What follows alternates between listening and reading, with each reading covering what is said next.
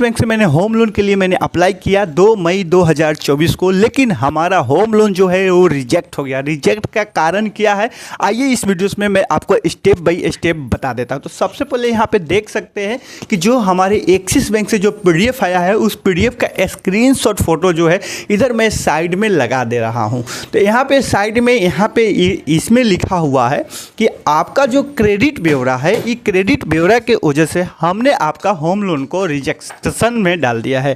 यानी कि दोस्तों एक बार हमने एक्सिस बैंक में जब लोन के लिए हमने अप्लाई कर दिया तो अब ये 2 से 3 महीने के बाद ही हम रीअप्लाई कर सकते हैं।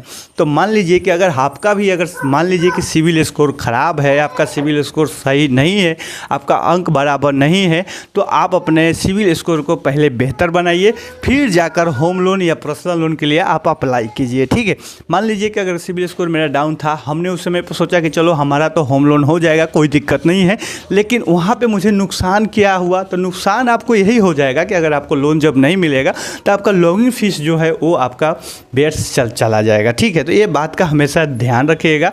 तो होम लोन लेते समय में सिविल स्कोर या कोई भी होम लोन लीजिए, पर्सनल लोन लीजिए, चाहे होम लोन लीजिए, चाहे कार लोन लीजिए, चाहे बाइक लोन लीजिए, कोई भी लोन लीजिएगा तो आपको सिविल स्कोर सबसे पहले देखा जाता है कि आपका सिविल स्कोर क्या है। अगर सिविल स्कोर आपका सबसे बेस्ट है, 750 प्लस है, तो आपको रेट ऑफ इंटरेस्ट भी अच्छा मिलेगा, हर चीज़ें अच्छा मिलेगा और आपका लोन भी अप्रूवल जल्दी हो जाएगा। तो सिविल स्कोर सबसे पहले आपका है जो आप मेंटेन करके रखिए। ठीक है, तो जो मैंने गलतियाँ किया है वो गलतियाँ आपको नहीं करना है। देखिए हमने गलतियाँ क्या किया है, हमें ये पता था कि सिविल स्कोर हमारा डाउन में है, 650 है, फिर भी मैंने अप्लाई कर दिया होम लोन के लिए। तो आपको अप्लाई नहीं करना है अगर आपका सिविल स्कोर डाउन है। तो इससे आपको ये फ़ायदा होगा कि आपका जो लॉगिंग फीस है वो आपका बच जाएगा।